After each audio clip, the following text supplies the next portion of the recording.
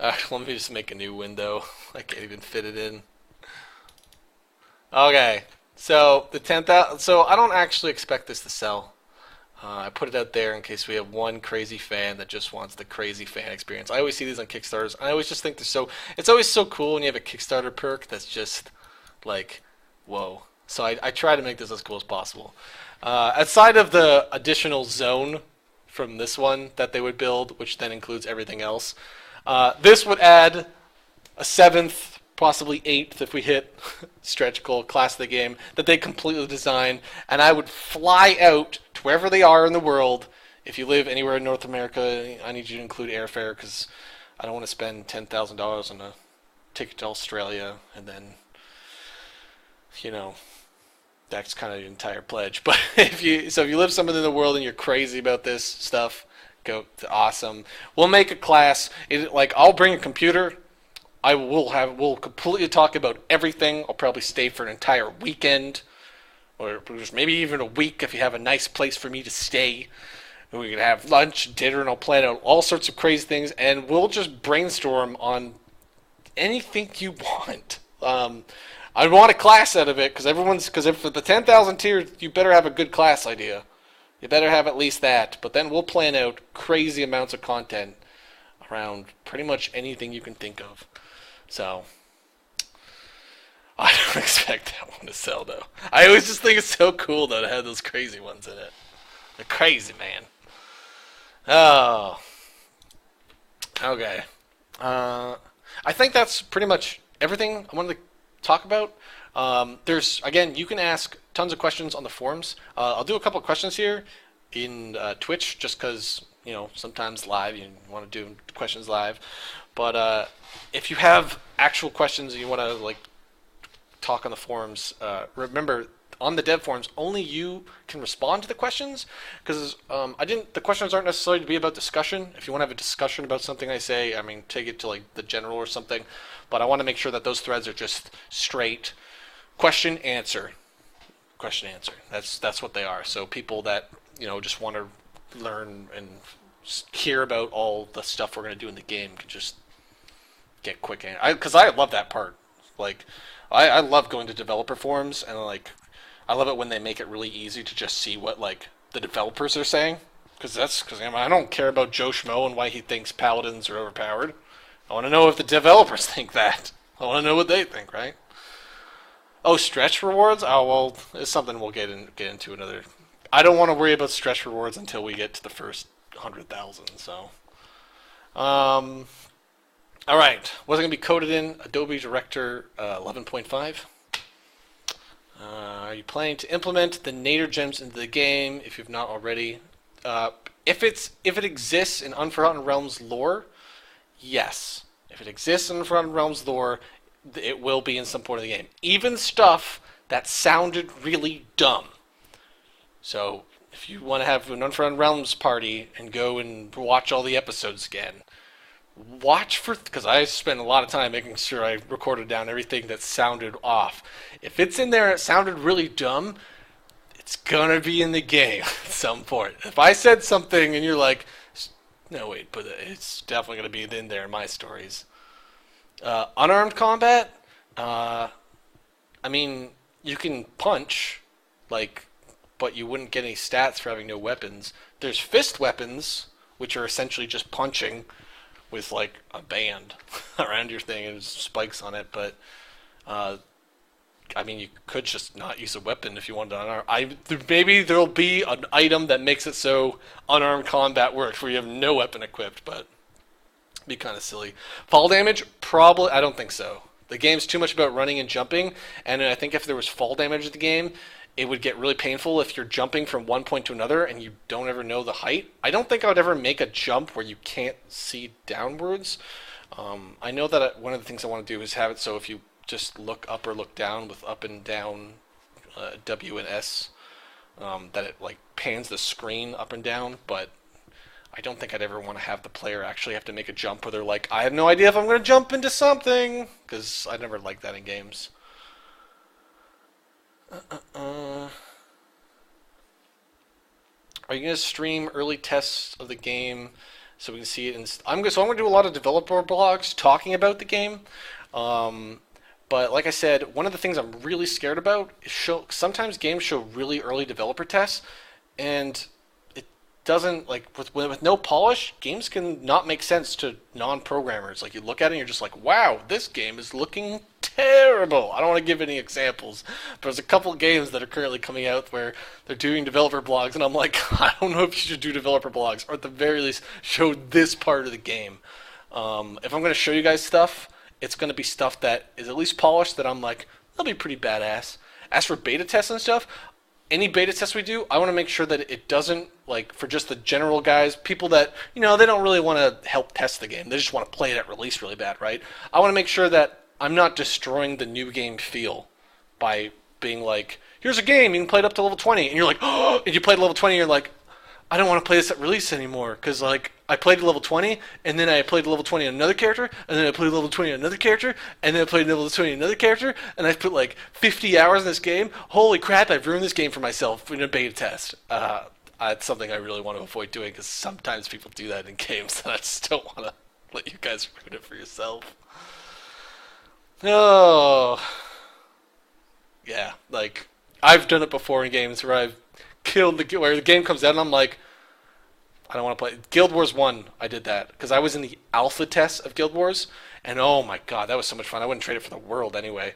Like, there was an alpha test in Guild Wars 1 where we were allowed to put the same skill on the bar multiple times. It was so broken and so much fun. I remember we had elementalists with, like, the really heavy earth nuke, and we're just like, yeah, just put it 5 times in the bar and go 1, 2, 3, 4, 5, and you just kill them. Or healers where they're just unkillable. It was hilarious. And then it was less like, well, they're going to revert this, and they're never going to do multiple skills in Guild Wars, but...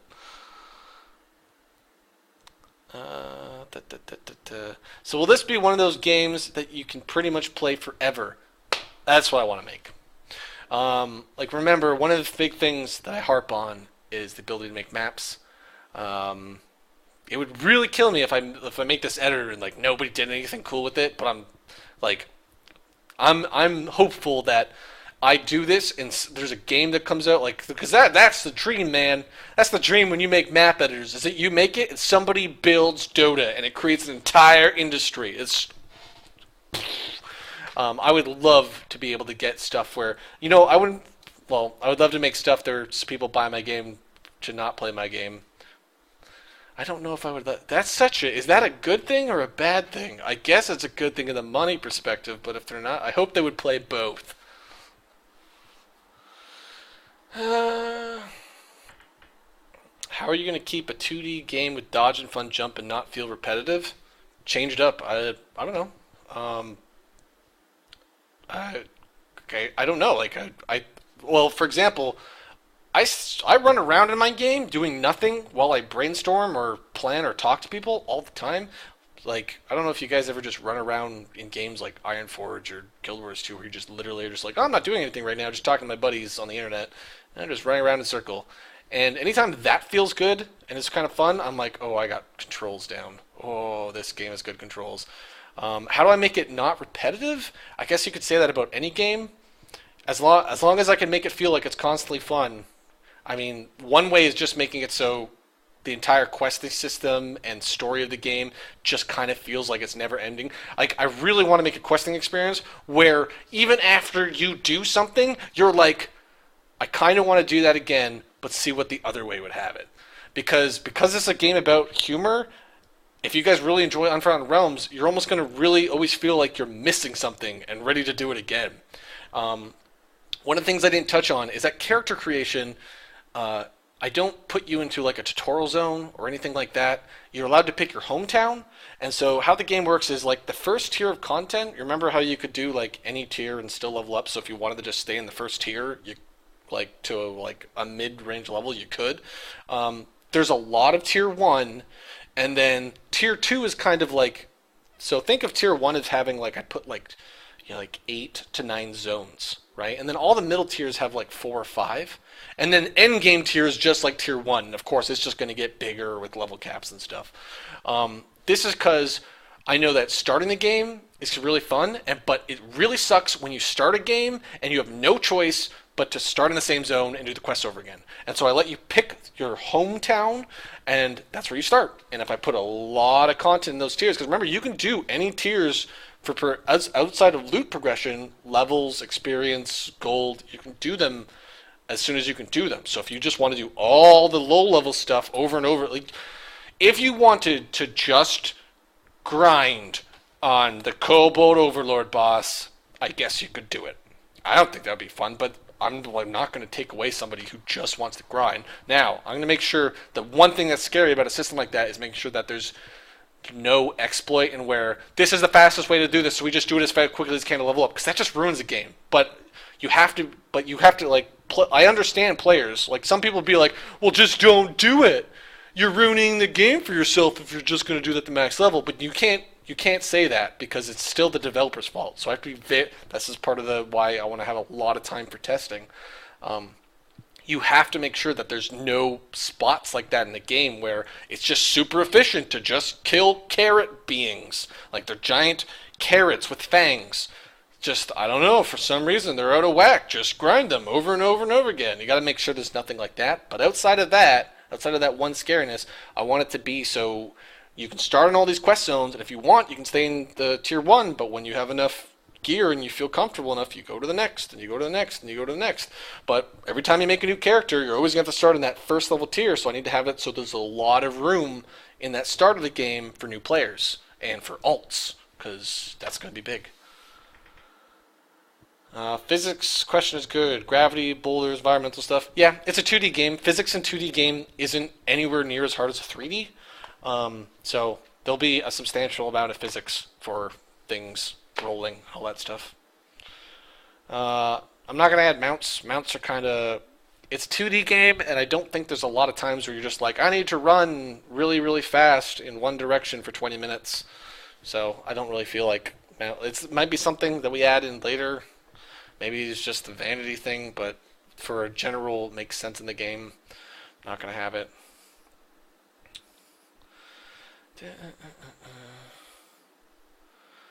Early access to beta builds and 2 extra copies. Do the 2 extra copies include friends in the beta?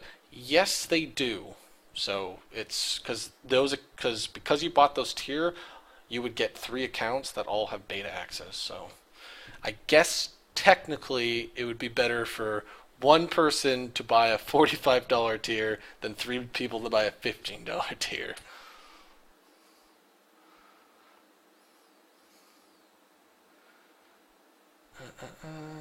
Hidden doors and walls, yes. This is something I didn't touch on, where there's the inventorying skills. It's still something I really want to think out, but of course you can search for traps. So one of the actual random elements to all the dungeons and caves and prisons and all the little places you can explore is there's different elements, especially there could be hidden doorways that let you skip parts of dungeons sometimes. So think of dungeons as in the level editor of having multiple rooms, right? And so while they're not technically random, like the entire thing, it might be something where you do this, the Cotswell prison dungeon, right? And it's anywhere from 7 to 9 levels long, and for this specific dungeon, it's not a perfectly laid out level. It is just random dungeon type thing. And so we make like 30 levels and it picks 7 randoms. And so then there's also the fact that doors can have a chance to be there. And if you search for hidden doors, you can find it, and traps and all that stuff. That's something though that I'm going to talk about in the future when it's a more well thought out idea. But I mean, it wouldn't be Unforgotten Realms if you couldn't search for traps. So it just feels like something I really want to do anyway. Level cap isn't something that's set in stone. It's something where I can't decide if it's fun. I haven't decided if it's fun to level up at endgame for no other reason than just doing it, or really small reasons, like maybe there's small passives or just general stat buffs. Like a good example is how Diablo 3 introduced Paragon levels. I haven't decided if I like that yet. So the level cap probably will be either 100 or 200 or 50. One of the 3, haven't decided.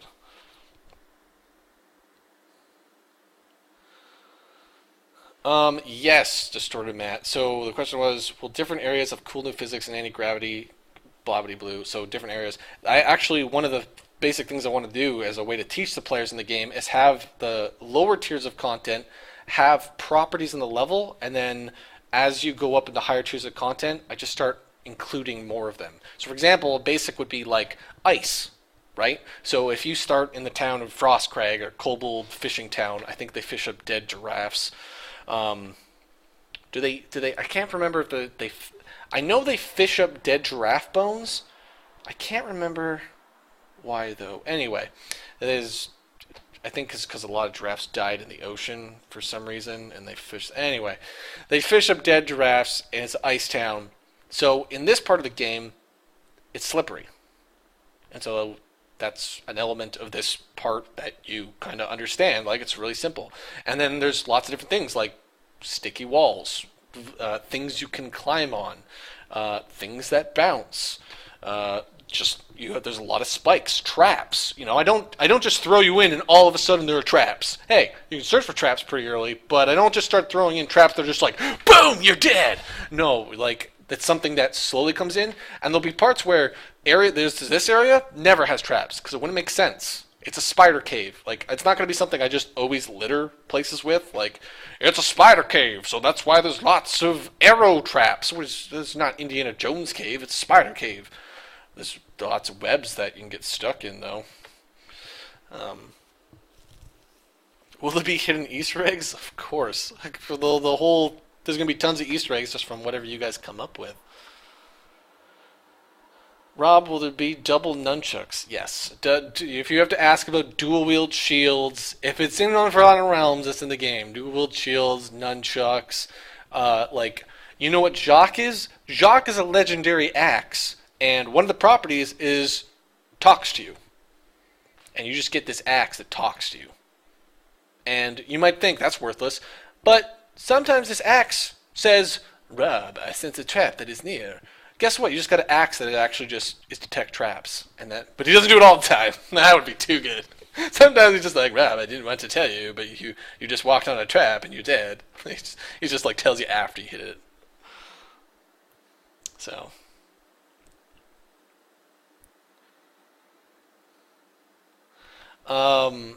if you want to attach a story to a legendary item, the question was, say about a legendary, could it start off as a shitty white that could have a chance to build up into a legendary? If you buy a legendary item and you want to attach like some sort of story to it, you can. So legendaries don't have to necessarily just be something like you drop and it starts leveling up. They can be fragment quests, or they can be something that's almost a hidden legendary. If you want to hide that specific legendary, they can be something where. Because there's different types. Because with every other item in the game, they're mostly just random in terms of stats.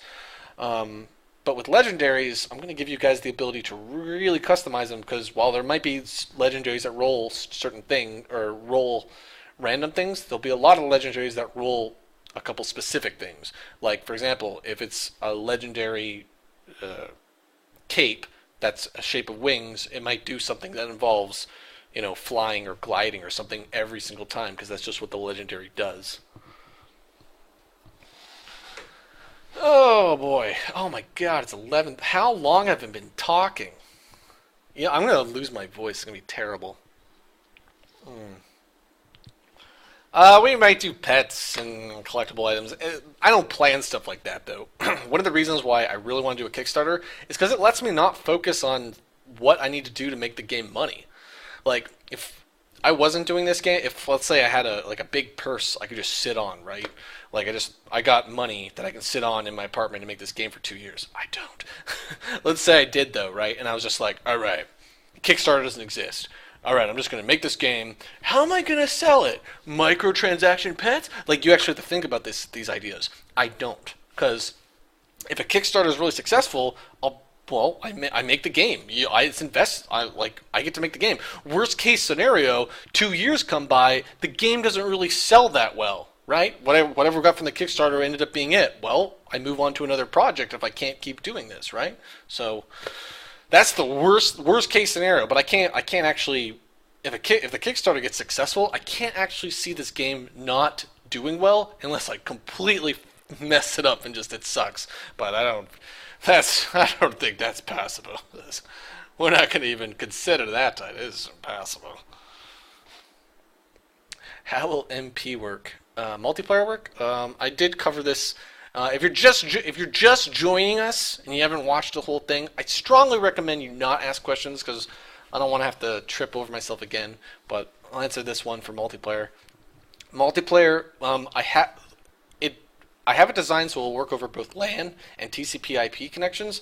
So if you weren't around in the last 10, 15 years of the internet, old games like did Warcraft 3 do it too? I think it did. Yeah, Warcraft 3, Age of Empires 2. You didn't actually have to connect to a server. You could just connect to a friend over an IP. This might actually be really easy to do over Steam, but it'll be something when I get greenlit on Steam and get it through that process to see if I can make it really easy. Just right-click, join a game and stuff. And you might not have to do the whole IP thing. It's kind of how Terraria works. Terraria, you can just host a server, but you can also just host the game and then people just connect to you. So I would like to say that without a shadow of doubt, I can do a server and you connect to it and data saves and all that stuff. But I don't want to promise that because that is something I can't guarantee. And the only thing I put in this Kickstarter is stuff I know I can do beyond a shadow of a doubt. I've either done it or I've spent the last year making sure that it's possible for me to do. I know how to do it. It can get done. I'm not stretching over boundaries. Like for example, I would like this game can only support for like I'm just doing a 4-player co-op. Well, over a TCP/IP connection, I could do 8 or 16 even. I mean, like I don't want to say like, oh my God, Unforgotten Quest 16-player co-op Kill Dragon raiding game. Like I don't want to say something like that because I don't know if that's completely possible to do. But in the level editor. It's something I'm going to include and something we're going to be stress testing to see if it works. Like, are people going to lag with 16 players plus monsters plus spell effects? I don't know. We'll have to see like what kind of resources that takes up on a person's computer and all that blobbity lingo and stuff. So the only thing I'm trying to do with Kickstarter is stay safe because I don't want to be the Kickstarter that fails because I don't want to burst that bubble. I want to make sure that if I promise you guys a game, you are getting exactly what I promise. So that's why I've set a budget for 2 years, not 1 year, because I think I can do it in 1, but I want to have 2 just to make sure that everything is good. Hell, I would love to do 3, but I don't think I need possibly 3. Rob, how will you deal with really, really stupid or overpowered items and NPC ideas? I'll just balance it. You'd have to give me an example to show my balancing wizardry. But even then, like, until we have numbers and you guys can see, I'll be able to balance stuff. If you come up with something really, really dumb, don't worry, I'll be able to do it. If for some reason it's just like, Rob, I want an ability to just one-shot all the monsters, I'll be like, okay, sure. And it'll one-shot all the monsters, and the monsters will come back as an ethereal ghost. So it'll just be like, you'll just instantly kill that boss, and the boss just kind of like fades away for a second, and it just comes back as a ghost, and that's just what it does. So it does nothing. Well, I also reanimate everything you instantly kill, buddy, because that's just what I'll do. So.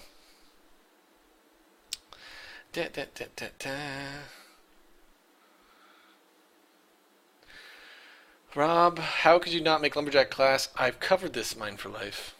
But if you guys like really want Lumberjack or Paladin or something, one of the first stretch goal I have at 150 is for us to all sit down in a big stream over a course of a week and just plan out a class. That's what we would do. Just sometime in January, we'd have a big thing where we do tons of polls and we're just throwing around ideas in chat and we're just putting them all up to see what types of mechanics and stuff we want to do. If we want to call it the Lumberjack, the Paladin, what type of weapons it's going to use, go over anything, would make a class together because that would be really cool because I'd really like to hit some of my stretch goals because there's a lot of things I'd like to do. I'd like to continue making Unforgotten Realms.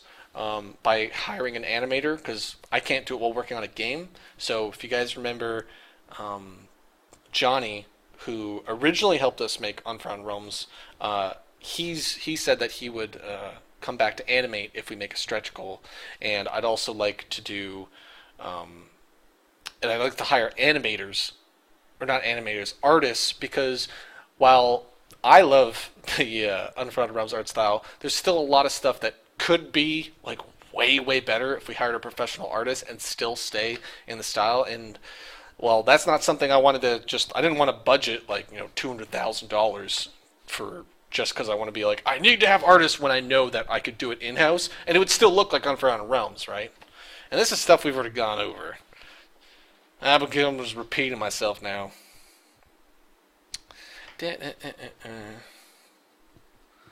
Okay. I'm going to just go through real quick and see if you guys have any good questions. It's already 11:30. I'm dead. I'm so exhausted. I've told you guys, I keep answering this SMS who's like asking about the old vlog, Mega Rat Pie, and Mayor of Cotswold. If I've said it in Unforgotten Realms, it'll be in the game. I actually watched the entire series this year 3 times, do it like sitting there vividly watching it, looking for everything. If I say something, or I show something, or I mention something, I wrote a note of it. And it's not just like the classics, the side things, because I wanted to make sure I didn't stumble over myself as much as possible, even though it's a humor game, but I also wanted to make sure that I just reference everything, because I love doing that.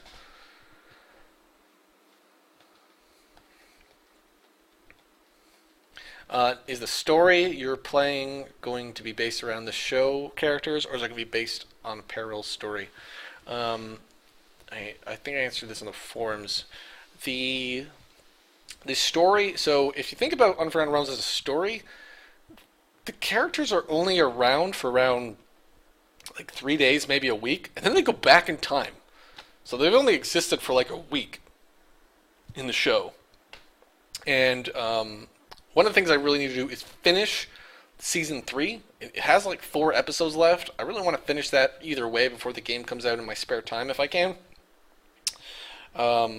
Because the main characters will be in the show, but it's very important that I finish season 3 or else it might not make sense. So I won't go spoiler crazy, but stuff happens that I need to make sure happens. So everyone understands how they get out of the past, I guess.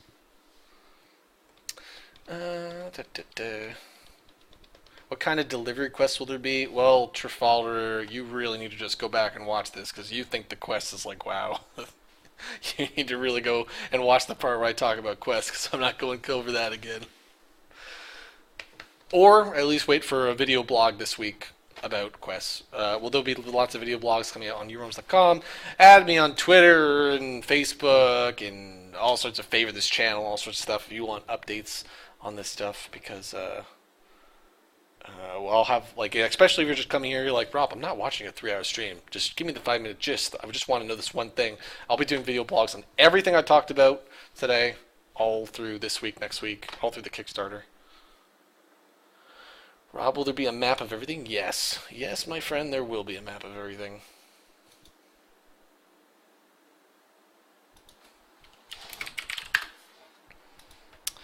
Okay. I think that about does it for me. Hello, Mr. Sorcerer.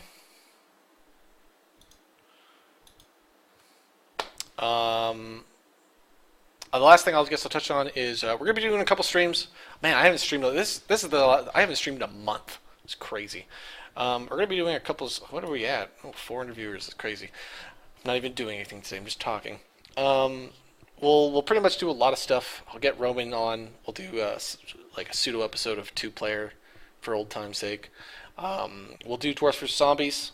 I promised people I'll do a 12. I'll get that fixed up. I don't think I'll get it fixed up to like the most recent version. I think I'll just fix up a more traditional version of Dwarfs vs Zombies where it's just killing people, and me as a dragon and all that jazz, right?